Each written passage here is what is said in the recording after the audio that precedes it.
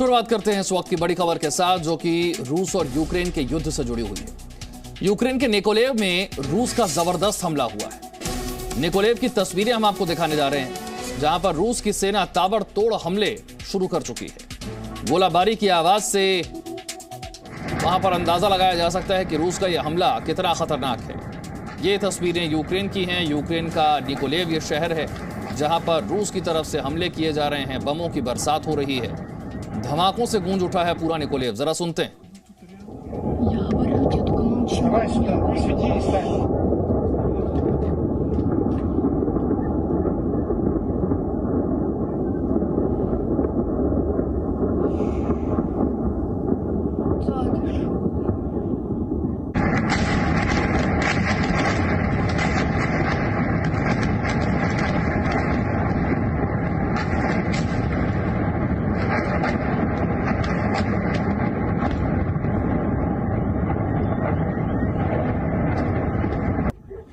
Тут рядом.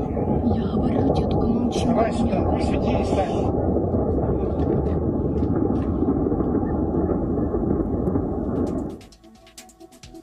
रूस और यूक्रेन युद्ध के बीच जर्मनी के डॉयश बैंक ने रूस में अपना कामकाज बंद कर दिया है। यूक्रेन पर हुए हमले के विरोध में यह फैसला बैंक की तरफ से लिया गया है। आपको बता दें, अब तक लगभग 250 से ज्यादा कंपनियों ने रूस में अपने कामकाज को या तो पूरी तरह से बंद कर दिया है या फिर उसे बंद करने की तैयारी में है। और इसी कड़ी में डॉयश बैंक भी जुड़ गया है। यूक्रेन पर हमले के विरोध में बैंक ने बड़ा फैसला लिया है कि वो अपने कामकाज को रूस में समेट लेगा। जैसे जैसे युद्ध के दिन आगे बढ़ते जा रहे हैं, जैसे जैसे ये युद्ध लंबा खिंचता जा रहा है, रूस पर तमाम प्रतिबंध लगते जा रहे हैं, चाहे वो अमेरिका की तरफ से हो, यूरोपियन यूनियन की तरफ से हो या फिर प्राइवेट कंपनियों की तरफ से हो। तो रूस यूक्रेन युद्ध में बातचीत शुरू हुई, गोलाबारी हुई, फिर बात पहुंची परमाणु हथियारों तक। अब ये युद्ध जैविक हथियारों तक पहुंच गया है। रूस, यूक्रेन और अमेरिका एक दूसरे पर जैविक हथियारों के इस्तेमाल को लेकर आरोप लगा रहे हैं। बात सबसे पहले यूक्रेन की करते हैं, जिसे अब यह डर सताने लगा है कि रूस अब उस पर जैविक या फिर केमिकल हथियारों से हमला कर सकता है। यूक्रेन के राष्ट्रपति ज़ेलेंस्की बीते कुछ दिनों से लगातार रूस पर आरोप लगा रहे हैं कि रूस कीव समेत कुछ मुख्य शहरों पर केमिकल हथियारों से हमला कर सकता है। लेकिन रूस का आरोप है कि यूक्रेन ने अमेरिका के साथ मिलकर ऐसी प्रयोगशालाएं तैयार की हैं जहां पर जैविक हथियारों की रिसर्च पर काम होता है। रूस का दावा है कि उसकी सेना को ऐसी प्रयोगशालाओं के होने के सबूत मिले हैं जिनमें जैविक हथियारों पर काम चल रहा था और अमेरिका की फंडिंग से चल रहा था। अमेरिका रूस के इन आरोपों को खारिज कर रहा है, बार बार कह रहा है कि यूक्रेन में ऐसे किसी भी लैब को अमेरिका ने फंड नहीं किया है। साथ ही अमेरिका ने रूस को धमकी दी है कि अगर वो केमिकल हथियार का इस्तेमाल करता है तो उसे परिणाम भुगतने होंगे। और इन सब के बीच भारत ने अपना पक्ष रखा है, कहा है कि केमिकल या फिर जैविक हथियारों का इस्तेमाल करने की बजाय दोनों पक्षों को बातचीत से मसला सुलझाना चाहिए। तो यूक्रेन को अब डर सताने लगा है। डर इस बात का है कि कहीं रूस उस पर केमिकल बम से हमला ना कर दे। और यूक्रेन के इस डर को लेकर अमेरिका की चिंता बढ़ गई है। जो बाइडेन ने कहा है कि अगर रूस इस तरह का कोई हमला करता है तो उसे गंभीर परिणाम भुगतने होंगे।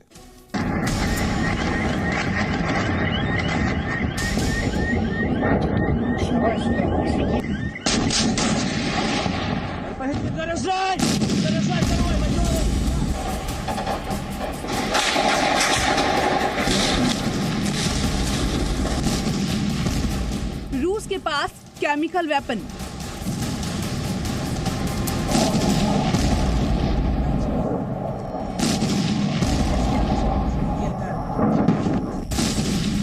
कैसे बचेगा यूक्रेन?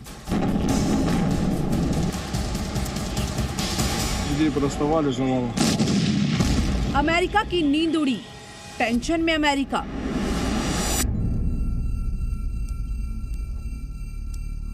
यूक्रेन को डर सता रहा है कि रूस चोरी छिपे कीव पर केमिकल वेपन से हमला कर सकता है।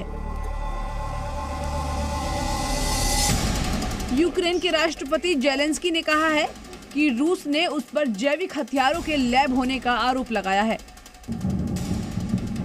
लेकिन असल में रूस खुद केमिकल हमलों के लिए सक्षम है। что мы якобы разрабатываем бактериологическое оружие, якобы готовим химическую атаку. Меня это очень беспокоит, потому что не единожды мы убеждались уже. Хочешь узнать о планах России, посмотри, в чем Россия обвиняет других. Послушайте, разгонка таких обвинений в российских СМИ сама по себе показывает, что это они на такое способны. Российские же военные, российские же спецслужбы показывают, что они этого хотят. Они уже делали такие вещи в других странах. Точно так же. Сами анонсировали, сами организовывали, сами жаловались и сами будут делать еще. इस खबर के बाद अमेरिका की नींद उड़ गई है। राष्ट्रपति जो बाइडेन ने पुतिन को चेतावनी देते हुए कहा है कि अगर रूस ने केमिकल वेपन का इस्तेमाल करने की हिमाकत की तो उसे भारी नुकसान उठाना पड़ेगा। केमिकल वेपन से डरा super power. Not going to speak about the intelligence, but Russia would pay a severe price if they use chemicals. America को अब डर सता रहा है कि यूक्रेन को नेस्तनाबूद करने के लिए पुतिन अब कॉन्ट्रैक्ट किलर के हाथों में केमिकल वेपन थमा सकता है। पहले ही ऐसी खबरें आई हैं कि जेलेंस्की को मारने के लिए पुतिन ने प्राइवेट आर्मी को कीव के आसपास तैनात कर दिया है।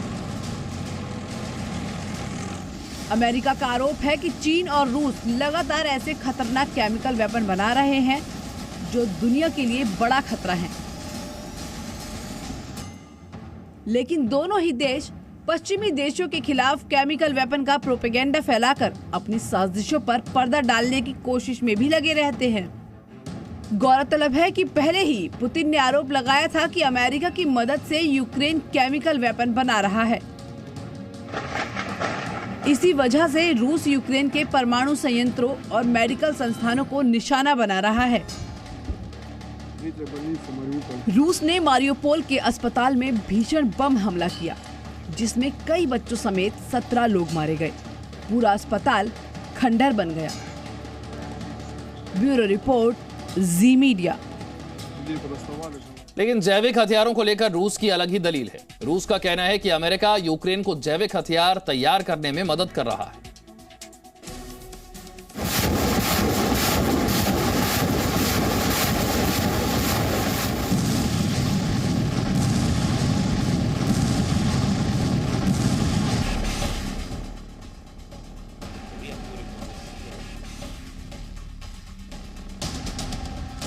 रूस यूक्रेन युद्ध के बीच जैविक हथियारों को लेकर आरोप प्रत्यारोप का माहौल बन गया है। यूक्रेन और अमेरिका रूस पर इस बात का आरोप लगा रहे हैं कि कीव पर जैविक हथियारों से हमला कर सकता है।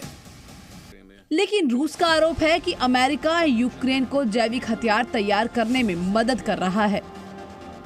Our military became aware of the details of the project UP4, which was being conducted in laboratories of Kiev, Kharkov, and Odessa. The goal is to study the possibility of spreading particularly dangerous infections using migratory birds. And this includes the highly pathogenic influenza H5N1, whose lethality for people reaches 50%, as well as the Newcastle disease. They include the bacterial and viral pathogens that could spread from bats to people. As can see from the project documents, the United States actively funded the biological projects in Ukraine. इस युद्ध में रूस शुरुआत से ही Ukraine पर हथियारों को लेकर आरोप लगाता रहा है। रूस का कहना था कि अमेरिका यूक्रेन को परमाणु हथियार बनाने में मदद कर रहा है। Вы знаете, что я сейчас скажу? Может быть, это жестко так прозвучит, прямо от меня в голову пришло, но тем не менее, ситуация заставляет говорить такие вещи. Ну вот вы сами видите, когда у нас то в одном, то в другом регионе, значит, бродячие собаки набрасываются на людей, ранят, даже есть и летальные случаи. А потом, это отдельная проблема, и местные власти должны этим заниматься, а потом мы видим, когда начинают травить этих животных, убивать их, расстреливать. Послушайте, но люди не на Донбассе, это не бродячие собаки. उधर अमेरिका का कहना है कि रूस के ये आरोप महज एक धोखा है। शुक्रवार को यूएनएससी में जैविक हथियारों से हमले को लेकर बैठक हुई, जिसे रूस ने बुलाया था। इस बैठक में अमेरिका ने कहा कि रूस इस तरह के आरोप लगाकर केवल और केवल दुनिया को धोखा दे रहा है। Today, the world is watching Russia do exactly what we warned it would. Russia is attempting to use the Security Council to legitimize disinformation and deceive people to justify President Putin's war of choice against the Ukrainian people. I will say this once. Ukraine does not have a biological weapons program. There are no Ukrainian biological weapons laboratories supported by the United States, not near Russia's border or anywhere. So here are the facts. Ukraine owns and operates its own public health laboratory infrastructure. These facilities make it possible to detect and diagnose diseases like COVID-19, which benefit us all. The United States has assisted Ukraine to do this safely and securely. इस लड़ाई में परमाणु हथियारों के इस्तेमाल के बाद अब जैविक हथियारों के इस्तेमाल के आरोप लगने लगे हैं। लेकिन आरोप किसका सही है और किसका गलत, ये तो आने वाला समय ही बताएगा। ब्यूरो रिपोर्ट, जी मीडिया। यूक्रेन रूस युद्ध को लेकर अमेरिका के राष्ट्रपति जो बाइडेन का बड़ा बयान आया है। जो बाइडेन ने कहा है कि अमेरिका रूस के खिलाफ सीधे जंग में नहीं उतरेगा और कहा कि अगर नेटो और रूस के बीच सीधी जंग होती है तो यह वर्ल्ड वॉर 3 होगी। साथ ही कहा कि पुतिन कभी भी यूक्रेन पर जीत हासिल नहीं कर पाएंगे।